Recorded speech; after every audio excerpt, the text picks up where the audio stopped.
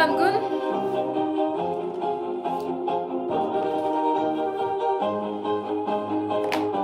Қосылабыз срочно.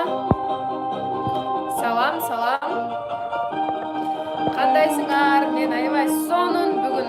Өзгөчө настроениям сонун. Энергиям аябай прям ашып ташып атат. Молодцы, түз эфирге киргендер азаматсыңар.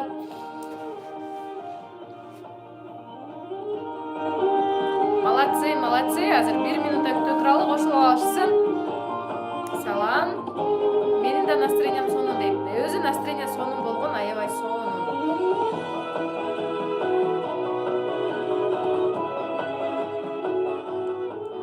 Кыздар, мен бүгүн чачымды боёйм. Кайсыл цветке, кандай, бүт бардыгын стористен көрөсүңөр. Бүгүн бизде дагы бир сонун күн, сонун мүмкүнчүлүк. Алла таалам ушундай сонун мүмкүнчүлүктөрдү берип атат. Ар бирибиз туура пайдаланайлы, туура колдонойлу, ошол мүмкүнчүлүктөрдү колдонуп өтө сонун ийгиликтерге жетели. Бүгүн дагы бир сабагыбыз башталды. Бүгүнкү темабыз жоктун себептери. Эмне үчүн адамдар бизге жок дейт? Эмне себептен отказдарды угабыз? Азыр ким күнүнө 20дан жок угуп жатат? Азыр түз эфирдегилер жазып кеткиле, записти көргөндөр отчет группага сөзсүз жазгыла. Ким күнүнө 20дан жок угуп жатат? Же болбосо канчадан жок угуп жатат? Канча жок угуп жатасыңар? Ким канча жок угуп жатат? Бөлүшөбүз, жазабыз. Активно болобуз, кыздар. Силер пока жооп жазганга чейин мага өтө көп кайрылышат. Депрессия болуп атам, сыгылып атам, бир нерсе жетишпегендей болуп атат, эмне кылсам болот деген аябай суроолор көп келет. Менде да ошондой ситуация болот. Жүрөгүм сыгылат, башка болот. Ошол учурда мен сөзсүз түрдө жанагы көк китебимди алып туруп ошону окуйм. Настроение түшкөндө эмне кылыш керек, дуа бар ошол жөнүндө. Бир жериңер ооруганда, жөндөн эле жүрөк сыгылганда, ошол жерде сонун дубалар бар. Анан өзү постоянно сонун настроенияда, сонун маанайда жүргөн өзү сонун, Ошондуктан мен силерге кеңеш катары айтып кетейин. Ошол китепти алып сөзсүз түрдө кечеги түш көрдүм деген кыз дагы түшүн бир аз эме болуп калыптыр. Ошону көрсөң, окусаңар сөзсүз бүт байгындай аураңар, айлана чөйрөңөр тазаланат. Барыңарга ошону сунуштайм. Так, молодцы. 17-18 жок болуп калып жатат. 27, 10, 12ден болуп жатат. Получается, 12ден жок угуп канча адам каттап жатасыңар? Биздин жумушта сөзсүз түрдө деген статистика бар. Ошол статистиканы биз отработка кылабыз. 22. Молодцы. Өтө сонун. Эми дегеле мен азыр жоктун себебин айткандан мурда каршылыктар боюнча бир аз сүйлөп кетейин. Мен жаңы эле бир эмеден көрүп калдым видеону, муну силерге жеткирбесем болбойт да. Билесиңер, мен жаңы бир нерсени сөзсүз ушул платный сабактарда айтып турамын. Эмне үчүн ата-энелерибиз, туугандарыбыз, күйөөлөрүбүз, подружкаларыбыз, жакындарыбыз биздин бир нерсе баштаганыбызга каршы болушат? Эмне себептен каршы болушат? Биринчиси, мисалы үчүн, коркот. Там алданып калбасын, башка болбосун деп коркушу мүмкүн. Бирок экинчи эң мындай чоң себеби, биз аларга уже неудобный боло баштайбыз. Кандайча? Биз алардын сценарийинен чыгып кетип атабыз. Ар бир адам, мисалы үчүн, үй бүлөдөгү ата-энебизби, кайын журтубузбу, күйөөбүзбү, өзү бизден бир нерсени күтөт, же болбосо биздин жашообузга сценарий түзүп койгон. Мисалы үчүн, эртеден кечке кызмат кылсын, тамак жасасын, идиш жуусын, анан силер келип эле телефон чукотасыңар. Идишке убактыңар жок, идишиңер жуубай калып кетип атат, баягы таптаза үйүңөр чачылып атат, тамагыңар убагында бышпай атат. Силер уже ал адамдарга неудобно боло баштайсыңар. Алар силердин жашооңор үчүн, мындайча айтканда, сценарий түзүп койгон. Ал эми подружкалар силер менен ушакташкысы келет, кечке арыздангысы келет, өзүнүн мээсиндеги мусорду силердин башыңарга төгүп бергиси келет, кечке аны жамандап, муну жамандап отургусу келет, а силер уже убактыңар жок. Ал жамандай баштаганда эле бош эмес эле мындай, же кафелерге бара албай каласыңар, кассаларга, отуруштарга барбай каласыңар. Мен мисалы үчүн өтө эле көп жерге барбайм да. Анан ошол учурда силерге каршылык көрсөтө баштайт. Эй койчу, эмне кыласың, болбогон нерсе, жыйыштыр деген сыяктуу каршылыктарды айта баштайт. Демек, силер туура жолдо баратасыңар. Адамдар силердин жашооңор үчүн сценарий түзүп койгон сценарий боюнча жашабастан өзүңөрдүн собственный сценарийиңер болсун.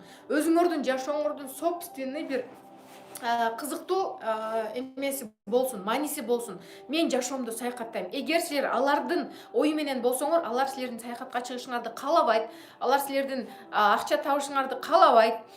Силер уже неудобная боло баштайсыңар.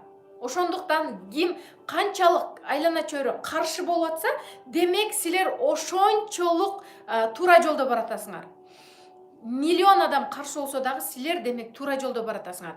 Это не означает, что силердин жашооңор ошолор айткан боюнча өтүш керек. Жок. Демек мен туура жолдо баратам, демек мен өзүмдүн жашоомду куруп жатам деп түшүнгүлө. Демек мен өзүмдүн жашоом үчүн аракет жасап жатам. Ошондуктан адамдарга неудобный боло баштадым, алардын сценарийинен чыгып кеттим, анан ошолорго жакпай атам деп туруп, максимально наоборот жасаба деген сайын ошол нерсени жасагыла. Ошондо силердин өзүңөрдүн жашооңордун сонун бир планы түзүлөт, анан ошол план боюнча жашай баштайсыңар. Түшүнүктүү болдубу? Бир 2-3 минутталык видео эле мен силерге жалпак кыргыз тилде биздин орустардан уктум, конечно. Силерге түшүнүктүү кылып айтып бергенге аракет кылдым. Анан мен өзүм көп жерлерге барбайм. Мисалы үчүн молодец, сөзсүз демек тартып атасың өзүңө, Дубайга сөзсүз барасың. Анан көп жерлерге мен ашыкча жерлерге барбайм. Мисалы үчүн кассалар, отуруштар, там жылдык болуп атат, анан дагы бир нерселер болуп атат. Жөндөн жөн эле кээ бара берет да, бара беришет. Кичине бош калса эле баягы адамдарга ошо отуруп алып барып чай ичип, тамак жеп келген жагат да, мага жакпайт.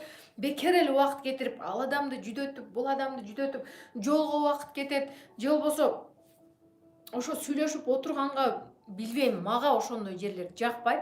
Эгер бир нерсени жасагандан мурда, бир жерге барардан мурда, бир чечим чыгаргандан мурда мен сөзсүз түрдө суроо берем. Мага ушул поездка пайдасын алып келеби? Эгер мен азыр ушул жакка барсам, мен жашоом өзгөрөбү, өзгөрбөйбү? Жакшы жакка. Силер дагы ушул нерсени колдонсоңор болот. Өтө сонун фишка бул.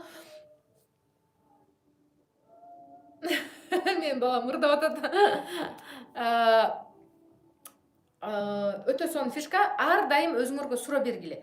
Так, азыр мисалы үчүн бирөө силерди тойго чакырды. Мен азыр тойго барсам, менин жашоом өзгөрөбү же өзгөрбөйбү? Менин жашоомдун өзгөрүшүнө пайдасы барбы, жокпу?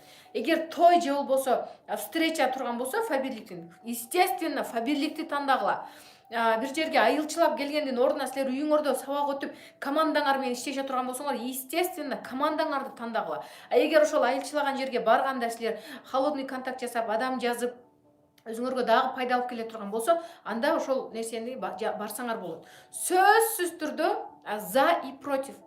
Эгер азыр мисалы үчүн сабак өтүп атканым мага пайда береби, бербейби? Мага пайда берет, менин командам өсөт, мотивация түшүп аткан адамдардын мотивациясы көтөрүлөт. Мен сабагыма дагы да көп адамдар катышат, менин командам өсүп, директорлор, лидерлер көбөйөт. Мага пайда, мен сабак өтөм. Эгер мен азыр уктай турган болсом, мага пайда барбы, жокпу? Уктасам бекер эле убактым өтөт. Бекер эле мен 2 саат, мындайча айтканда, конечно, организм чарчап калса укташ керек. Анча-мынча да уктап, сонун болуп эс алып алыш керек.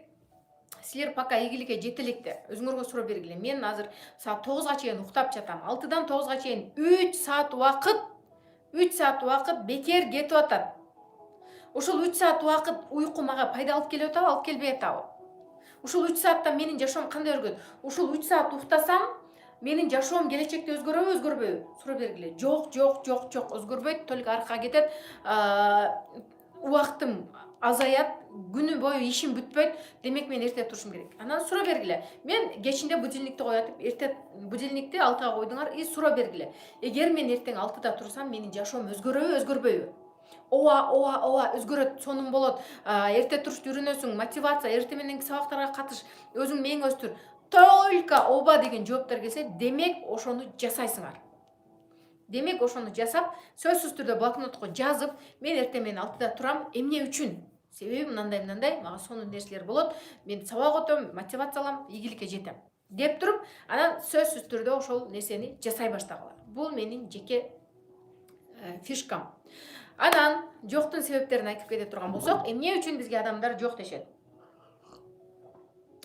Биринчиден, бирөөгө сунуш айткандан мурда пиковое состояние, именно сабактан кийин сунуш айтсаңар болот, себеби силерде энергия бар, менин энергиям силерге өтүп турат. Анан бирөөгө жардам бере турган настрой болсун силердин ичиңерде, мындай болсун да, мен азыр мисалы үчүн ар бир сабакты көрүп аткан адамдан үмүтүм чоң. Мен ушул жандырып, ушул адамдын жашоосу оңдолуп кетсе, мен сүйүнөм деген ой менен сабак өтөм.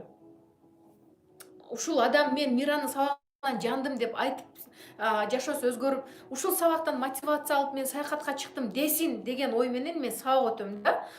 Анан эгер силер бирөөгө сунуш айтарда, ушул адамдын жашоосун оңдоп алсын, ушул мисалы үчүн өзүңөрдүн таанышыңар болот, өзүңөрдүн таанышыңар болот дагы, ушул адам жашоосун оңдосун, ушул квартирада жүрбөй үй алып алсын, ушул мүмкүнчүлүктү пайдаланып, силер нежели ушул директор болсо, мен айлык өссөм, ушул күчтүү иштесе, мага иштесе, менин командам өссө деп эмес, наоборот, ушул жашоосун оңдоп алса, сонун айлыктарга жетсе деген настрой менен, анан бир аз визуализация кылууга, как будто ошол адам силер менен иштешип, как будто ошол адам айлык алып, как будто ошол адам сонун силерге ыраазычылык айтып атканын бир аз визуализация кылып туруп, анан кийин сунуш айтсаңар, адамдар на подсознательном уровне ошол нерсенин бардыгын сезет.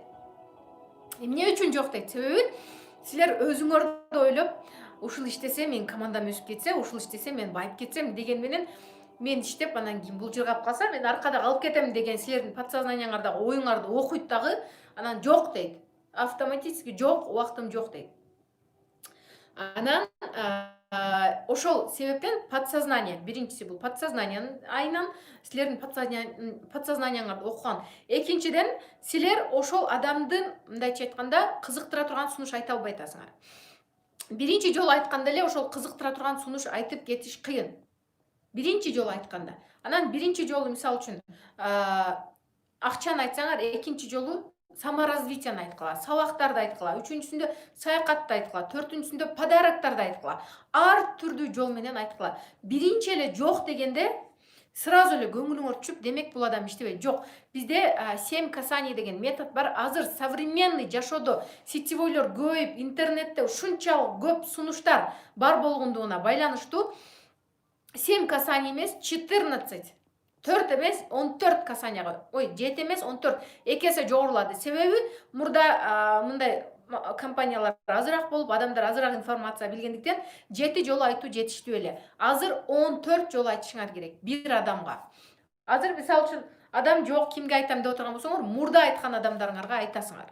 Мурда айткан адамдарга уже дагы деле ошону эле кайталай бербей, бизде 3 вариант бар, там өзүң үчүн ал, сода кыл же сат дебестен уже совсем башкача жол менен айткыла. Таптакыр мурда айтпаган мүмкүнчүлүктү айткыла. Мен сага өткөндө бир эле мүмкүнчүлүктү айттым. Мен азыр сага экинчи мүмкүнчүлүктөрдү айтып берем деп, уже башка жол менен айткыла. Негизи адам жок дей турган болсо, бул жоктун себебин өзүңөрдөн издегиле. Биринчи кезекте эмне себептен жок деди? Эмнени мен туура эмес жасадым? Мен эмнени туура эмес сунуш айтып, эмне үчүн бул мага жок деп атат деп өзүңөрдөн издейсиңер дагы, анан изденесиңер. Жок, болду. Конспект кылбасаңар, кийинки сабакка катышып конспект кыласыңар. Болду, уже 2 суткадан өтүп кетти.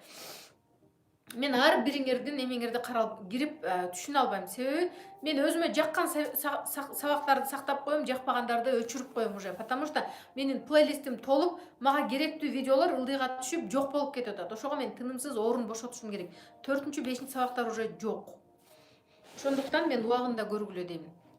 Мурда мисалы үчүн плейлист бош убагында мен азыр эрте менен өтүп атам, кечинде өтүп атам, түз эфирлер көп болгондуктан мындай экен да, YouTube'да жаңы видео чыккан сайын, эски видеоңор жок болуп кетет экен. Мен жаңы баштаганда аябай сонун эфирлерим бар эле. Ошолор азыр жок болуп, адамдарга дагы көрүнбөй атат, өзүмө дагы жок болуп атат. Анан жаңы азыр мисалы үчүн жаңы видеолордун керек эместерин өчүрүп турсам, кайра ошол эски видеолор чыгып калып атат. Барган сайын баягы астындагылар астыга түшүп жок болуп кетет экен. Ошондуктан мен орун бошотом. Менде өзүмө жакпаган эмес, негизи прям өзгөчө сабактар болот, прям аябай оюм бөлүнбөй, топтолуп бир нерсе, бир тема боюнча сүйлөгөн. Ошол сабактарды гана сохранить этем, калгандарын өчүрө берем. Себеби мен дагы жаңы сабак өтөм.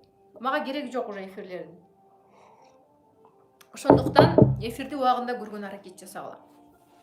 Так, жоктун себептери боюнча. Кийинки дагы бир жоктун себеби, кээде капа болуп аласыңар. Ал адам мага жок деди. Жок десе, силердин эч жериңер өзгөрбөйт. Силердин идишиңер сынбайт, жөнөкөй эле оңой нерселерди айтканда. Силердин үй бүлөңөр бузулбайт, жок десе, силердин колуңар бутуңар эч нерсе болбойт. Жок деди, болду, жок. Это всего лишь воздух, оозуңардан чыккан воздух. Мындайча айтканда сөз. Сөз чыгат, кайра жок болуп кете берет. Кээбирки адамдар ушунчалык ооба мен иштейм, кыйратам, мен тытам деп, менде дагы толтура ой мен сетевойдун атасымын, апасымын, там жотосумун деп келет дагы жок ошо боюнча. Анан колум бошобой калды, мындай тигиндей деп болбогон бир шылтоолорду айтып отурушат. Ошондуктан эч качан сөздөргө ишенбегиле. Действияга ишенгиле, кыймыл аракеткеле. Сөздөргө ишенип, ура мен лидер таптым, эми ушул жыргатат экен деп баягы ишенип, кийинки адамды таппай койбогула. Кээбирки адамдар унчукпай отурат дагы результат жасай берет. Менин командамда унчукпай аракет жасап иштегендер толтура. Бирок мен аларды биле бербейм. Анан ой мен иштейм деп туруп, анан жок болуп кеткендер дагы толтура. Ошондуктан максимально действияга ишенгиле. Иштейм десе, хорошо иште, кыймыл аракет жаса. Кээбирки адамдар катуу сүйлөп отказ берет. Кереги жок, башыңда калсын андай. Ал деле болгону жөнөкөй эле сөз, ооздон чыккан жел. Ал силердин бир жериңерге келип жабыша албайт, жашооңор өзгөрбөйт. Аны менен силердин милдетиңер болгону дальше жаңы адамдарды таап, дальше ошол адамдар менен иштешип, ошолорду өстүрүп кетүү. Демек түшүнүктүү болуп атат. Жоктун себептери биринчиден ал адамдын өзүнөн болушу мүмкүн. Толтура проблемасы бар, недофабирлик. Анан кийинки себеп өзүңөрдө. Силер туура эмес сунуш айтып атасыңар, туура баягы адамга жете турган точкасын же лампочкасын таба албай атасыңар. Лампочкасы жанганда анан кийин ошол адамдар иштеп кетет. Ошол адамдар силерге ооба дейт. Эмне себептен лампочкасын жандыра албай атасыңар? Билим жетишсиз. Билим жетишсиз болгондо бир нерсе болсо эле духуңар түшүп, мен мисалы үчүн издей берем, жок дедиби, хорошо, кийин башка сунуш, ар түрдүү сунуштарды айтып отуруп, анан кийин бир видеолорду жөнөтө берем. Кечке видео жөнөтөм. Мен личный фишкам адамдарга личкаларына жөнөтөм дагы, анан кечке сурай берем. Көрдүңбү? Жок десе, бул не только фабирлик, сенин жашооңо, сенин башка бизнесиңе дагы тиешеси бар. Жөн эле көрүп кой, сен и так эле канча жыл убактың өтүп кетти. Ушул 5 минута менен жашооң өзгөрүп кетсе өтө сонун. Өзгөрбөсө, жакпаса болду. Көрбөй кое бересиң. Деп туруп ошол видеону жөнөтөм. Анан кээбиркилерге эмне деп жөнөтөм? Сен, например, кыйынсың, ушул видео жөнүндө оюң кандай, сенин кругозоруң аябай сонун, мага сенин оюң керек. Как? Мен сени акылдуу, билимдүү адам катары билем. Анан мен ушул видеону көрүп, прям жакшы түшүнө алган жокмун. Түпкү маанисин түшүнгөн жокмун. Ошого сенин оюң мага керек. Ушул видеону көрчү, эми ашып кетсе 10 минут убактың кетет. Анан ошол видео боюнча сенин оюң кандай? Бул адам туура эле нерселерди айтып атабы же туура эмес нерселерди айтып атабы деп видеону жөнөтүп коем. Анан ал адам ой мен кыйын турбайм, бул менин оюм бирөөлөргө важный экен деп туруп, значимость. Менин оюм бирөөлөргө өтө важный экен деп туруп, анан жанагы видеону көрөт, анан силерге айтып берет. Адамга өзү ар дайым көпчүлүк адамдарга мисалы үчүн значимость жетишпейт да. Кимдир бирөөгө ошондой аябай үйдө турат, жумушун эч ким баалабайт, эч ким мактабайт, сонун тамак жасаса деле жеп алып кетип калышат. Балдарды карап таптаза келип, чачтарын сонун кылып отурса деле эч ким байкабайт. Анан фабирликке келгенде эле биз уже лидерлерди байкай баштайбыз, мактай баштайбыз. Сөзсүз адам чакырганда мактап тургула. Сенин колуңдан келет, ошондуктан мен сага айтып атам. Мен ишенем, сен күчтүүсүң, сен лидерсиң, ошондуктан мен сага айтып атам. Значимость бергиле. Адамдарды ар дайым мактап тургула. Сен колуңдан келет, давай ушуну жасап көр деп баягы мактап туруп анан бир эки кыймыл аракет жасаганда молодец, группаларга даже актив болуп койсо дагы сөзсүз группаларга мактагыла. Бирөө актив болуп биринчи заказын жөнөтсө, ура кыздар бүгүн бизде там келсин ай актив болду, баардыгыбыз куттуктап коелу. Бул бизнестеги биринчи кадам. Буюрса мындан дагы сонун кадамдар сага келсин деп эме кылып группалар куттуктаганда өзүнчө мындай ишеним пайда болот. Вау, мен бизнес баштаптырмын. Экинчиси личный кабинетке кирдиби, мактагыла. Молодец, өз алдынча личный кабинетке кирди. Заказ кетирдиби, аны дагы мактагыла.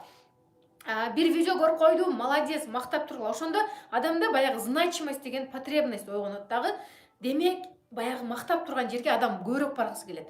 Өзүңөр деле ойлосоңор, силерди кечке бирөө молодец да, бул сонун бул кыйын да дей берсе, бир, например, кайын журтуңардан бирөө, мисалы үчүн бардыгы силерди жемелейт, колунан эч нерсе келбейт, ушинтип былжырап жүрө берет, тез жасабайт, тамактын дамы жок деп атып эле анан бир эле кайны жеңер да бирөөсү келип алып эле, бул молодец да, бул кыйын да, бул сонун да, шустрый да дей берсе, баягы адамды силер жакшы көрүп каласыңар. Ошол адам келсе койгонго нерсе таппай, подаркаларды берип, жанагы адамды с удовольствием күтөсүңөр үйүңөрдө. Анан жамандаган адамды, же болбосо көңүл бурбаган адам менен силерге деле ишиңер болбойт да. Ошол сыяктуу эгер бир адамды, лидерлериңерди кечке мактап турсаңар, ал силерге тартылат. Өзүңөргө тартып алуу жолу. Өзүңөргө тартылат дагы силер менен сүйлөшкүсү келет. Дагы силерге ийгилигин айткысы келет. Группада дагы бир нерселер менен бөлүшкүсү келет. Анан анын мээнетин үйдөгүгө окшоп эле баалабай койсоңор, эч ким мактабай, унчукпай кое турган болсо, жүрүп жок болуп кетет. Баягы жүрүп группадан чыгып кеткендер барго, ошолорго значимость жетишпейт. Анан ошол адам өзүнүн керектүү экенин сезет дагы, анан кыймыл аракет жасай берет. Кыймыл аракет жасабай калган күнү силер мактабай калсаңар, анан мен бүгүн кыймыл аракет жасаган жокмун, демек мага жакшы сөз айтышкан жок. Значит, мен дагы кыймылдап, баягы дагы мактаган сөзүн угайын деп туруп, кыймыл аракет жасайт. Мен азыр Москвада бир директорум бар, Чынара деген эже. Ошол айтат да, жаңы биринчи жолу жөн эле наставниктери сабак өтүп койчу дегенинен, анын образованиясы медицинский, анан ошол баягы эксперт сериясы боюнча сабак өткөн экен. Мен мактапмын. Мен любой сабак өткөн адамды мактайм. Молодец, Чынара эже, аябай сонун сабак өттүңүз десем, менин мактоому угуш үчүн күндө даярданат экен да, баягы адамга мактоо жагат экен дагы. Мира мени мактады. Ошончо драгоценный директор болсо дагы мага көңүл буруп мактады деп уже баягы толкунданып, кадимкидей сүйүнөм дейт да. Мен билбейм, ал адам экрандын артында Москвада эмне кылып атканын билбейм, бирок мен мактайм. Кадимкидей сүйүнүп, уже кийинки сабакка даярданат экен. Кийин дагы сабак өтөт. Уктуй, Чынара эже, бүгүн кечегиден дагы сонун сабак өтүп калыпсыз десем, дагы мактады деп күндө ошол сөздү угуш үчүн аракет жасай берет. Силер наставнигиңерге ошондой дем күч бергиле. Кандай кыймыл аракет бүгүнкүгө силерге бардыгыңарга тапшырма. Билем мактабайсыңар, билем баягы адам личкасына дагы мактагыла, анан группасына көбүрөөк мактагыла. Группадан мактаганда значимость көтөрүлөт. Ар бир адам бир кандайдыр бир потребности бар. Мисалы үчүн биринчиси бул значимость, ар дайым байкап көрүп турганга муктаж болсо, экинчиси кимдир бирөө ар дайым өзүн слабый көрсөтөт. Ал адамдарга ар дайым бирөө боор ачып турса, байкуш ооруп калдыңбы, ысык чай берейинби, больницага көрсөтүп келейинби, эмне болду, ден соолугуң жакшыбы деп ооруп, баягындай жалость. Потребность бул жалость да. Ошол нерсени өзүнө каалайт. Анан ошол сөздү угуш үчүн ооруйт адамдар. Элестетсеңер, ошол сөздү угуш үчүн адамдар байкуш болуп, башым оорутат бүгүн, деп жатып алат. Ал жөн эле ошол сөздү угуш үчүн.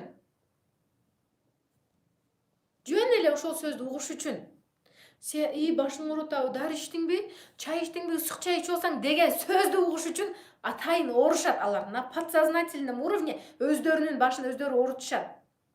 Ошондо ошол сөз жагат, күйөөсү көңүл бурат, там баардыгы эмне болду, кандайсың? Бул нерсе узакка созулбайт. Бир күн боор ачыйт, 2 күн, 3 күн, анан кечке эле оорудум дей берсеңер, жакпай каласыңар. Дагы ооруду дейт. Ошондуктан подсознательно өзүңөрдү оорутпагыла. Подсознательно мен күчтүмүн, мен оорубайм, мен ден соолугум чың. Мен андай боор ачыганга муктаж эмесмин. Вот, көрдүңөрбү? Эми Эми мына менде деле ошондой, мисалы үчүн отчет группага кайра кирип текшере берем. Сабагымды көрдү бекен, кимге кайсыл жери пайда берди экен, ким до сих пор мен деле ошол потребность мага деле керек. Анан сонун отзывдарды жазып, аябай чын жүрөгүнөн жазган болсо, Инстаграмга мактанам, Ютубка мактанам, группаларга күйөөмө мактанам, мага ушундай жазышты деп күйөөмө жөнөтүп коем, анан молодец деп коет ал дагы. Ар бир адам ошол нерсеге муктаж. Көрдүңөрбү, силер өзүңөр күтүп атасыңар, демек силердин командаңар дагы ошол нерсени күтөт. Командаңар ошол нерсеге муктаж. Биз качан муктаждыгын ошол адамга бергенде, ал адамдын ошол муктаждыгы мындайча толот дагы, мындай ал адам довольный боло баштайт. Дагы жасагысы келе баштайт. Дагы айткысы келе баштайт. Дагы сүйлөгүсү келе баштайт. Бул экинчи потребность. Баягындай жалость. Ар дайым жалость. Өзүн алсыз көрсөткөн аракет жасашат. Биринчилер булар мактап өздөрүн күчтүү көрсөткөн аракет жасашат. Эгер силерге мактоо жагып аткан болсо, молодцы. Силер ушул сабакка катышып атканыңардын өзү эле бир эң чоң ийгилик. Себеби силер умтулуп атасыңар. Кимдир бирөө азыр сериал көрүп отурат, кимдир бирөө көчөдө ушакташып жүрөт, кимдир бирөө уктап жатат. Силер болсо жан талашып сабак көрө алайын деп сабак көрүп жатасыңар. Молодцы. Запись көргөндөр силер дагы азаматсыңар. Мен түз эфирди көрбөй калдым, мага кереги жок дебестен, кайра башынан записьти болсо дагы көрүп өзүңөргө билим алып атасыңар. Түшүнүктүү болду, Мен азыр суу алып келе алайынчы, 1 минутта кетпей тургула.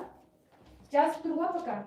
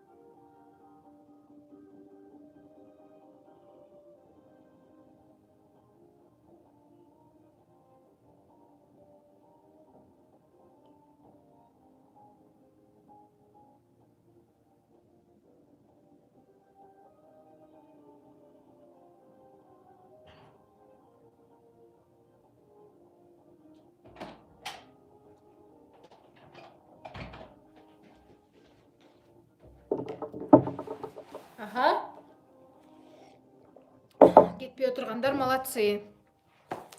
Так, дальше.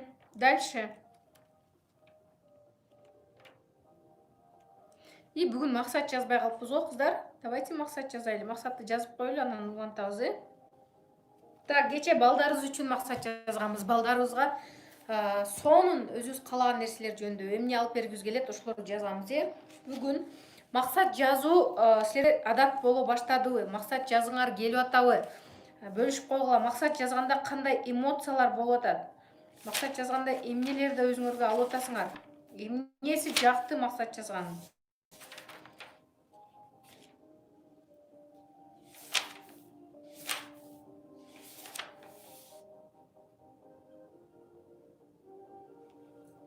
Бүгүн өзүбүз кайсыл адамдардын тренингтерине катышабыз? Жаздык беле тренинг боюнча?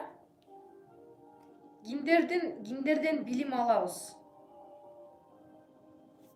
Кимден билим алабыз? Ошолорду жазып чыгайлы, кимдерден билим алгыңар келет? Доска мечты бардыгыңар жасагансыңарбы?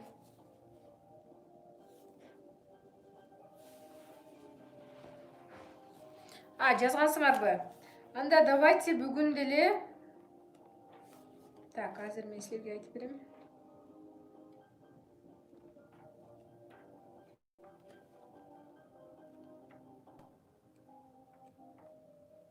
Анда мақсат бая түрлөрүнүн бардыгын эле жазып бүткөн окшойбуз, почти.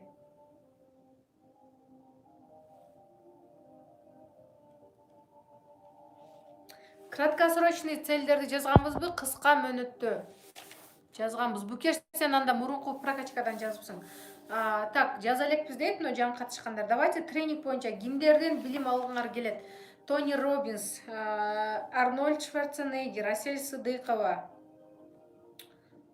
Дагы кимдерден тренингтерине катышкыңар келет? Вот, жок деп атышат жаңылар. Давайте тренингтер боюнча максат жазабыз.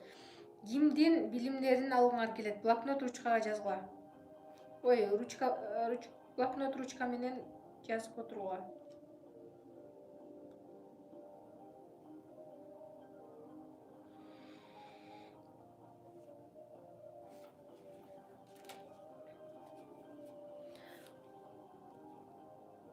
Вот, элестетип алгандай эле болуп жатам дейт. Тренингтерди жазабыз, срочно 2 минутта убакыт берем.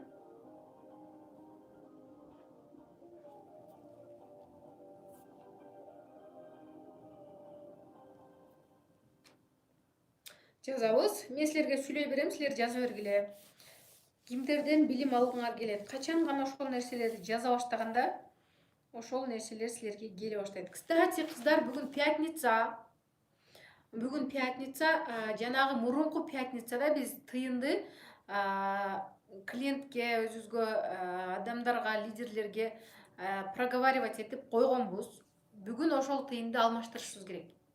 Сабак бүткөндөн кийин жана группада бар, ошону айтып, кадимкидей тыйынды ысытып.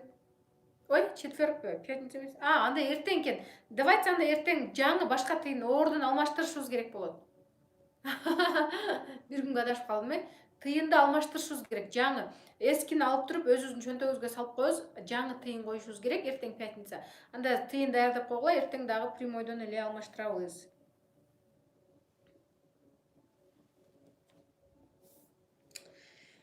Так, мен могул жерде краткосрочныйларды жазган экенмин, эртең жазабыз. Пока эч нерсеси боло элек. Ушундай жазып койгондо, мен эч нерсеси боло элек максаттар болсо, кадимкидей баягындай болосуңар да, мен демек достаточно кыймыл-аракет жасабай атам. Достаточно аракет жасабай атам, ушуну жеткириш үчүн дейсиңер дагы анан аракет кылайын деп ойгоно баштайсыңар.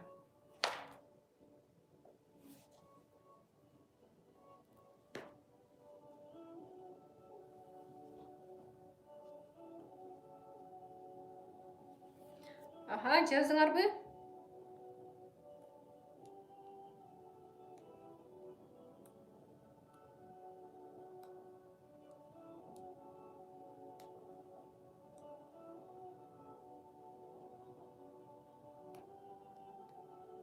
Силер эмнени жаза турган болсоңор, мынандай да, эмнени жазсаңар, ошол нерсени силер өзүңөрдүн жашооңорго чакырып аткан болосуңар да, мындайча айтканда. Бая бирөөнү тойго чакырыш үчүн пригласительный жазасыңар го, ошол сыяктуу бул элестеткиле, блокнот, ручка биздин пригласительный кагазыбыз. Эмнени жазсаңар, силер жашооңорго ошону чакырасыңар. Бул чакыруу баракча деп элестеткиле. Эч качан жаман нерсе жазбагыла, жалаң сонун нерселерди. Күндө сабактан сырткары дагы мен силерге бул адат болуп калсын деп күндө максат жаздырып атам, атайын убакыт бөлүп. Себеби чакырганга, жашооңорго чакырганга нерселер көбүрөөк болсун, көбүрөөк чакыруулар болсун. Анан ошол чакырган нерселериңер жалаң, жакшы, сонун нерселер болсун. Бул жашоого болгон пригласительный. Ошону силер туура түшүнгүлө. Анан кече менин кызым, чоң кызым айтып калды. Мен мынау семирип кеткен жерлерим кара деп күзгүгө карап сүйлөп атсам, кызым айтат: "Мама, күзгү, оказывается, дейт, биздин эмебиз экен" дейт. Бизге эмнени айтсак, ошол нерсени бизге берет. Мындайча айтканда, отражение дейт да. Жок, отражение деле эмес. Ал орусча бир эмени айтты, мен азыр түшүнбөй калдым, ошону прям дословно жеткире албай атам. Мындайча айтканда, биз күзгүгө эмнени айтсак, ошол нерсе бизге келет экен да. Мен кечке күзгүгө карап семирдим, семизмин дей берсем, семире берет экенмин. Күзгүгө карап алып, мен арыкмын, мен сулуумун, мен сонун, фигурам сонун десем, ошол нерсе келет экен. Күзгүгө каранып алып, мен бактылуумун, мен жашоом сонун, менде акча өтө көп, мен жашоомдо изобилие, бардык нерсе жетиштүү деп мен айта турган болсом, ошол нерсе мага келет экен. Түшүнүп атасыңарбы? Мен керек болсо ошол 15 жаштагы кызман дагы көп нерселерди үйрөнөм да. Ошондуктан күзгүгө карап эч качан жаман сөз айтпагыла, күзгүгө карап эч качан недовольный болбогула, күзгүгө карап эч качан жиниңерди келтирип там ой бетим не то, көзүм не то, там бутум не то, семиз, денем не то деп эч качан айтпагыла. Эгер ошол нерселериңер жакшы болушун кааласаңар, вот билим алууну жазгыла. Анда сөзсүз түрдө күзгүгө жалаң сонун нерселерди айткыла, анан жашооңорго эмнени кааласаңар ошону блокнотко жазгыла. Жазып бүттүңөрбү билим алуу боюнча? Эми бир нерсени баштагандан кийин биз мертвая хватка деп коебуз да, прям баягы эмелер бар. Мисалы үчүн бүркүттөр бир нерсени кармаганда прям мертвая, ал эч качан чыкпайт. Аны жегенден кийин, анан кийин там өлгөндөн кийин чыгат да, жанагы жаныбарды кармаса, ал качан жаныбар өлгөндөн кийин анан кой берет. Болбосо кой бербейт анычы. Ошол сыяктуу силер бир жумушту баштагандан кийин ошол мертвая хватка менен кармашыңар керек да. Мисалы үчүн баштагандан кийин мен сөзсүз ушул жерде ийгиликке жетем деген гана силерде бир эле жол болуш керек. Мисалы, же болбосо баягы мостторду өрттөп салышыңар керек. Качан ошондой эме болот? Мисалы үчүн илгери ошол согуш болуп аткан заманда бир эме кайыктар менен баягы согушка жөнөйт экен башка аралга, островко. Анан ошол островко кетип атканда, островко барып, жана өздөрүнүн пароходдорунан түшөт островко и пароходдорду өрттөп салышат экен. Это означает назад пути нет. Либо алар жеңет, либо ошол островдо өлөт. А эч бир адам өлгөнгө аракет жасабайт. Чынбы, мен өлө берейин эми деп аракет кылбайт. Либо жеңет, жеңгенге аракет жасайт. Ошондуктан ал ошол островко келгенде жеңип туруп, ошол островдогу ошол мамлекеттердин кайыктары менен кайра үйүнө кайтса болот. Анан жеңилип аткан учурда качып кетпеш үчүн ошол генералдары биз только жеңиш менен келишибиз керек. Биз только жеңиш же болбосо өлүм деп туруп башка вариант жок, эки варианттан башка. Эгер алар кайыктарын калтырып кое турган болсо өрттөбөй, бир аз жеңиле баштаганда эле кайра аркага жөнөп, кайыгына отуруп алып качып кетип калышат. Ошондой болбош үчүн солдаттар ошентип аркага жол жок калыш үчүн өрттөп салышкан. Силер жашоодо ошол принципти колдонгула. Менде аркага жол жок. Мен баштадымбы, до конца аягына чыгам. Ушул бизнести баштадым, аягына чыгам. Качан аягына чыкпачы аракет кыла бергиле, бир күн дагы тынымсыз аракет жасай бергиле, бир жыл жасагыла, 2 жыл жасагыла, жетесиңер. Бирок аркага кайтпагыла. Аркага кайтсаңар, аркаңарда эмне бар экенин мен айтпасам дагы жакшы билесиңер. Аркаңарда кредит бар, карыз бар, жетпеген жашоо бар. Аркаңарда баягы койчумандын таягы дегендей, баягы эле жашооңор бар. Эч нерсе жок аркаңарда. Прям жаркын жашоо жок. Ошондуктан силер бир нерсени өзгөртөйүн деп бул жерге келип отурасыңар. Ошондуктан сжигайте мосты, мосттордун бардыгын өрттөп, мен аркага барып, кайра мурункудай бекер отуруп калбайм. Мен күндө жаңы билим алам, күндө мотивация алам, күндө жаңы нерсе үйрөнөм, күндө адам чакырам. Анан ийгиликке мен жетем деген гана силерде бир гана жол болуш керек.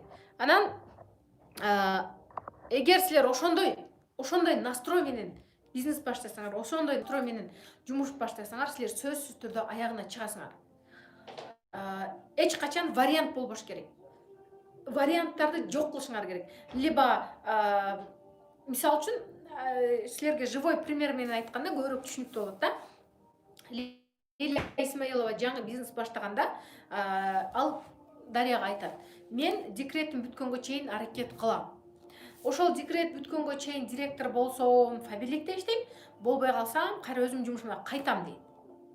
Ошол учурда ал өзүнө 2 жол коёт. Либо это, либо то деген. Ошол учурда Дарья айтат: сен тандоо койбо дейт. Сен жумушуңа кайтпайсың дейт. Эгер мен жумушума кайтпайм, ушул жерде иштейм десең, мен сен менен иштешем. Андай вариант болсо, мен сен менен иштешпейм дейт. Себеби кичинекей жалкоолук шылтоо болгондо эле адам арканы көздөй жөнөй баштайт. Эгер выбор болсо, сөзсүз баягы оңоюраак көнүп калган, мурда жасап жүргөн нерсени тандайбыз да. Ошондуктан эч качан выбор койбогула. Либо это, либо то эмес. Мен сөзсүз ушул жерде ийгиликке жетем. Анан ошол учурда анын мындай сөзүн алат. Ооба, мен эч качан баштай электе, бизнести баштай элек, доходко чыга элек, наркы жумушунда 50 миңден алат. Дейли. 50 миңдик жумушунан отказ кылат. Мен кайра ал жумушума кайтпайм. Мен только фабрикте ийгиликке жетем дегенде анан кийин Дария аны менен иштей баштайт. Силерде дагы ошондой вариант болбош керек. Эртең аракет кылып көрөйүн, болсо иштейм, болбосо базарга чыгып кетем. Болсо иштейм, болбосо Россияга кетип калам. Болсо иштейм, болбосо өзүм жумушума чыгып кетем деген варианттар болбош керек. Ошондо силер ийгиликке жетесиңер. Анан экстра миля деген нерсе бар, жазып алгыла. Экстра миля. Мисалы үчүн экстра миля деген бир нерсени жасаганда ашыкча жасоо. Ашыкча. Кечегиден бүгүн ашыкча жасоо. Мисалы үчүн кече 20 отказ уксаңар, бүгүн 30 отказ уккан аракет кылгыла. Кече 100 адамга сунуш айтсаңар, бүгүн 200 адамга. Айлана чөйрөңөрдөгү адамдардан өзүңөрдөн ашыкча кыймыл аракет жасоо. Мисалы үчүн кимдир бирөө 10-да уктап калып атса, силер 11-де уктагыла. Кимдир бирөө группасына бир сабак өтсө, силер 2 жолу өткүлө. Кимдир бирөө бир продукцияны айтып берсе, силер 2 продукцияны айтып бергиле. 3 продукция экстра миля бул ашыгы менен жасоо. Бир жумушту ашыкча жасоо. Бул бизнесте силер кимдир бирөө суткасына 4 саат, 5 саат бөлүп атса, силер 10 саат бөлгүлө. 10 саат бөлсө 15 саат бөлгүлө. Экстра миля максимально көп, максимально аракетти көп жасагыла. Ошондо силердин жашооңорго ийгилик келет. Ошондо силер ийгиликке тезирээк жетесиңер. Анан так. Өзү негизи адамдын жашоосу анын мисалы үчүн силердин жашооңор кандай болуп атса, бул отражение ошол силердин айлана чөйрөңөрдөгү адамдардын каалоосунун отражениясы. Силер ошондой жашап атасыңар, демек силердин айлана чөйрөңөрдөгү адамдар ошону каалап жатат. Түшүнүп атасыңарбы? Эгер силер өзүңөр кааласаңар, өзүңөрдүн каалаган нерсе, өзүңөрдүн жашооңор жакпаса, ошол айлана чөйрөсүнүн отражениясы болот. Эгер өзүңөрдүн жашооңор жагып аткан болсо, бул өзүңөрдүн отраженияңар. Прям бардык нерсе устраивать собственный отраженияңар, силердин ички каалооңор. Ал эми жашооңор жакпай, бир нерсе не то болуп, башка бирөө силердин үстүңөрдөн үстөмдүк кылып, командовать этип аткан болсо, демек башка бирөөнүн каалоосунун отражениясы, каалоосунун, мындайча айтканда, каалоосу боюнча жашап атасыңар.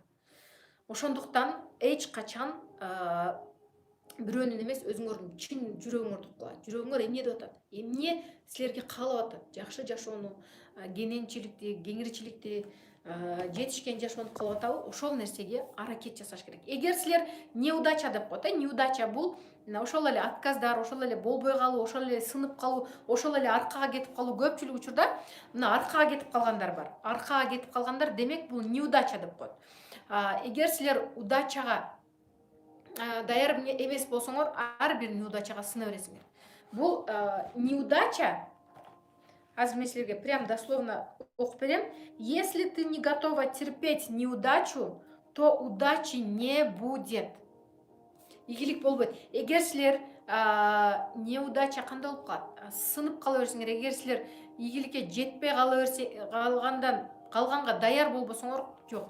Неудача деген эми кыйынчылыктар, ошондой туура которулабы? Эгер силер кыйынчылыкка даяр болбосоңор, анда ийгилик силерге келбейт.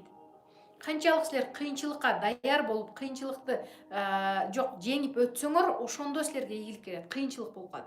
Кыйынчылыкка не готовы терпеть, кыйынчылыкты чыдап өткөнгө даяр эмес болсоңор, ийгилик силерге келбейт. Ошондой которулду, по-моему. Ооба, эми туура болду. Кыйынчылыкты канчалык жеңгенге даяр болсоңор, ийгилик ошончо келет. Ар бир кыйынчылыкта эле мен мотивациям түштү, духум түштү, анан бул минтти, алантты, наставнигим иштебей койду, аракет кылсам деле болбой эле атат дегей бере турган болсоңор, анда ийгилик силерге келбейт.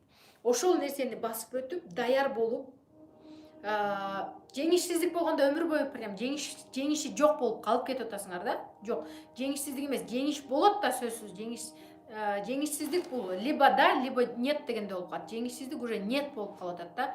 Кыйынчылык деп коелу, кыйынчылыктарды басып өткөндө гана силерге ийгилик келет.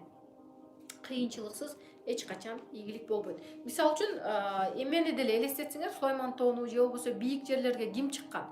Бийик жактарга ким чыккан? Чыгыш ар дайым кыйын. Чыгып атканда чарчайсыңар, кыйналасыңар. каяктан дагы баштадым, чарчап калдым, суусап кеттим деген ар түрдүү шылтоолор чыга берет. Ал эми чыккандан кийин баягы видти көрөсүңөр, ушунчалык сонун болот. А бирок түшүш оп-оңой. Түшүп атканда чарчабайсыңар. Негедир чарчабай, наоборот, жеңил эле түшүп кетесиңер. Ийгилик дагы ошол сыяктуу. Чыгып баратканда ар дайым кыйын болот. Сынып калыш оңой, анан тез эле ылдыйга түшүп кетиш оңой болот. Ошондуктан эч качан сынбагыла. Сынбагыла, неважно канча жолу сынасыңар, важно канча жолу силер турасыңар. Сына бергиле, кайра тура бергиле, сына бергиле, тура бергиле. Тынымсыз аракетиңерди жасай бергиле. Так.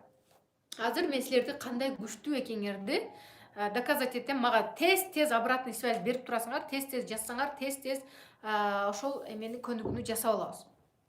Элестетебиз. Бир жерде эмес, эми элестеткиле, бир үй күйүп атат. Үйдө пожар болуп атат. Аябай от катуу күйүп атат. Мага азыр сразу ответ жазасыңар. Анан ошол үйдө эми бир силердин жакшы көргөн кийим кечеңер калып кеткен. Бирок от өтө опасный. Ал үйгө кирсеңер өлүп калышыңар деле мүмкүн. Ошол кийим кечеңерди алыш үчүн ошол отко киресиңерби, рисковать этип жашооңорду ошол кийим кече үчүн. Жазгыла, кийим кече үчүн жашооңорду рисковать этесиңерби, же кийим табылат деп кирбей деле кое бересиңерби? Жок, кирбейм дейт. Жок. Кирбейсиңер, чекеде карап турасыңар, пожар аябай күчтүү болуп атат, күйүп атат дагы эле, аябай жанып атат. Эми жанагы жерде документтериңер калып кеткен. Документтерди билесиңер, тууралаш керек, чуркаш керек, документ иштери кыйын. Документтерди алыш үчүн киресиңерби же кирбейсиңерби? Жанагы үйгө ошол документти алыш үчүн киресиңерби же кирбейсиңерби? Жок, кирбейм дейт. Документ дагы кереги жок, документти жасап алса болот. Жок дейт. Эми элестеткиле, ошол үй күйүп атат, бирок эмеси бар, воротасы бар, тосулган үй. Тосулган. Бирок воротадан ашкандан кийин тикенектери бар. Жөнөкөй эле эмес, тикенектери бар. Анан ошол үйдүн ичинде күйүп атат, үйдүн ичинде силердин балаңар бар. Эмне кыласыңар? Үйдүн ичинде балаңар бар. Же болбосо ата-энеңер эң жакшы көргөн жашоодогу балуу адамыңар. Силер аны сактап калганга мүмкүнчүлүк бар. Силер кирип сактап калганга мүмкүнчүлүк бар. Бирок риск. Өлүп дагы калышыңар мүмкүн, бирок сактап дагы калышыңар мүмкүн. 50/50 выбор турат. Сактап калсаңар дагы болот, а бирок чыкпай калышыңар дагы мүмкүн. Ошондо силер кандай пайдаланасыңар ушул рискти? Кирем дейт. Кирем дейт. Мен кирем дейт. Кирем дейт. Кирем. Кирет. Мүмкүнчүлүктү сразу пайдаланып кирем дейт. Мен жана биринчиде силерге воротаны айткан жокмун, тикенектерди айткан жокмун. Бирок силер кийим үчүн кирбейм деп койдуңар да. Кирбейм деп койдуңар. Документ үчүн да кирбейм деп койдуңар. Хотя балаңарды айтканда, тикенекти, воротаны айтканда 2 кыйынчылык, 3 кыйынчылыктан өтүп болсо дагы кирем, эмне болсо дагы кирем деп. Даярсыңар ошол нерсегечи. Бул бизнесте силер ошондой точкаңарды таап алышыңар керек. Эмне үчүн көрдүңөрбү, күчүңөр бар экен. Силер ойлогонсуңар, корком да мен күйүп кетем да, деп коркуп отургансыңар. Балаңарды айтканда силерге жан кирди, силерге энергия кирди, силерге күч кирди. Кирем мен, алып чыгам деп атасыңар. Ошол сыяктуу бул бизнесте ошондой үчүнчү жолку варианттагыдай күч менен аракет кылсаңар, силер сөзсүз ийгиликке жетесиңер. Силер азыр кимде болбой аткан болсо, силер биринчи вариантта турасыңар. Болбой койсо деле курсагым ток, болсо деле курсагым ток. Тамак табылат, фабирликке иштебесем деле жакшы жашай берем. Ушуга чейин деле жашап келгенмин деген шылтоолор болот. Экинчиси документ. Саякатка чыксам сонун болот эле, саякатты каалайсыңар. Саякатсыз деле жашап жүрө берем. Эми бир күн болбосо бир күн саякатка чыгам деп туруп кирбей коюп атасыңар. Үчүнчүсү, уже силер несмотря ни на что кирип атасыңар. Бизнесте мен несмотря ни на что ийгиликке жетем, мен директор болом, мен саякатка чыгам десеңер, анда мына кирем өлүп калсам дагы дейт. Өлүп калсам дагы, уйкудан өлүп калсам дагы, 3 саат уйкудан уктап мен өлүп калсам дагы мен директор болом. Жан талашып ошол адамдардын сөгүшүн, урушун угуп иштесем, жок деген отказдарды уксам дагы мен директор болом. Кандай болбосун мен бул жерде ийгиликке жетем деген үчүнчү варианттагы балаңар үчүн кандай нерсеге даяр болот, өлгөнгө даяр болуп атасыңар. Бизнесте силер ийгиликке жетсеңер, балаңардын келечеги, балаңардын жашоосу сонун болот.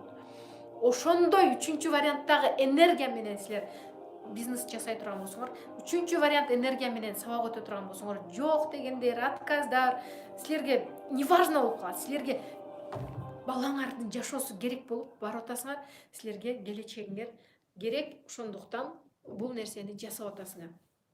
Мен силерге бул пример менен эмнени жасагым келди. Жасаса болот экен.